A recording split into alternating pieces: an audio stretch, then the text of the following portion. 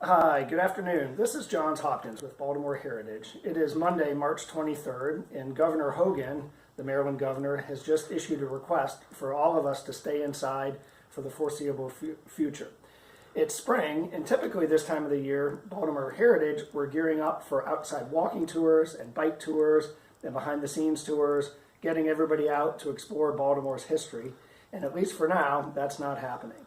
So what we thought we'd do is, instead of bringing people out to the historic sites, we'd try to bring the historic sites into everybody, at least everybody who can access videos via the internet. So I am here in my living room. This is our living room. Welcome. With my production crew, who is my 15-year-old son, Johns. Thank you, Johns, for helping out.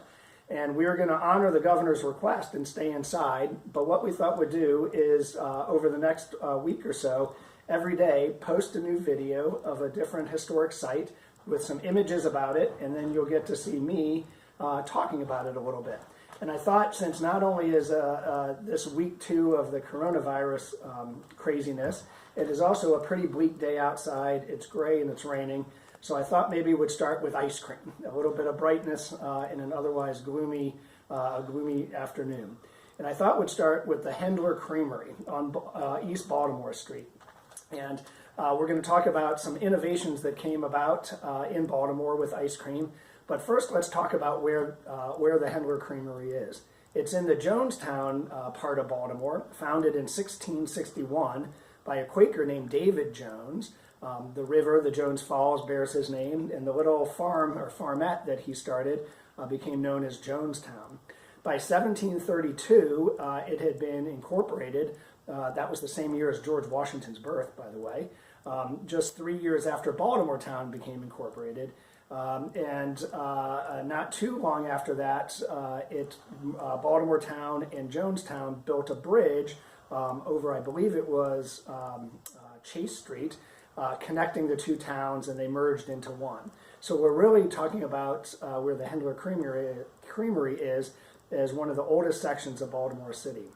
The Creamery building didn't start out making ice cream. It started out in the 1892 as a power plant for a company called the Baltimore City Passenger Railway. And that was a railway that moved people about in the city with cable cars. Yes, real cable cars with cables under the ground, just like in San Francisco. We had a number of those over to Gay Street, up to North Avenue, and this building was the power plant for them.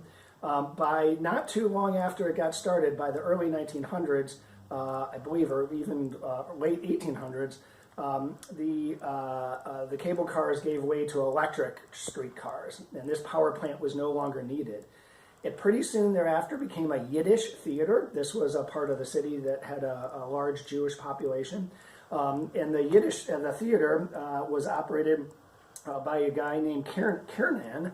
Kernan, we know he operated other theaters on Howard Street, and he eventually became a wonderful philanthropist, and Kiernan Hospital in West Baltimore is named for him and his gift. So Kiernan operated a Yiddish theater until about 1912, when Hendler comes into the scene. This is the Hendler Creamery.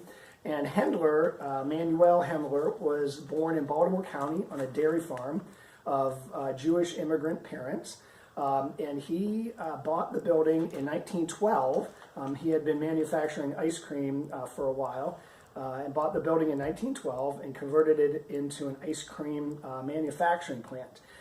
My good friend Ralph Brown, who's a Baltimore Heritage board member and leads a wonderful bike tour, if we can ever get back to those, a wonderful bike tour about ice cream in Baltimore.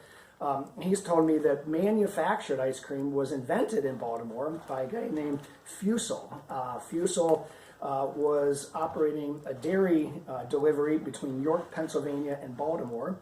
He became friends with another Quaker who had developed some concoction of egg and frozen milk, but was going bankrupt. And Fusel bought him out and used the leftover milk that he wasn't able to sell between his York and Baltimore trips and started manufacturing ice cream. Hendler eventually took that to new levels. Inside the Hendler Creamery, a couple wonderful things happened. Number one, he invented better packaging that allowed ice cream to be shipped further so more people could enjoy it. Number two, he developed more or less a flat flash freezing process that allowed ice cream to stay fresh longer. And probably most importantly, he invented sharp blades, a machine with sharp blades that churned the ice cream. So for the first time ever, we had silky smooth ice cream rather than chunky frozen bits of water and milk mixed with egg. So Hendler's ice cream became a instant hit. If you're wondering who served it, Hutzler's department store downtown, their favorite ice cream was peppermint. And the Southern Hotel, the former Southern Hotel, they served tomato ice cream not as a dessert, but as a side dish. So I think that's the end of our Hendler Creamery story. If you want to smile, think about either peppermint ice cream or tomato ice cream. I don't know if we can get tomato ice cream anymore. Maybe that wasn't super popular. But we'll be back tomorrow with another building, and we're going to go scrounge up some historic images of the Hendler Creamery and get this out the door as soon as we can. Thanks for tuning in, everybody, and be safe. We'll see you tomorrow.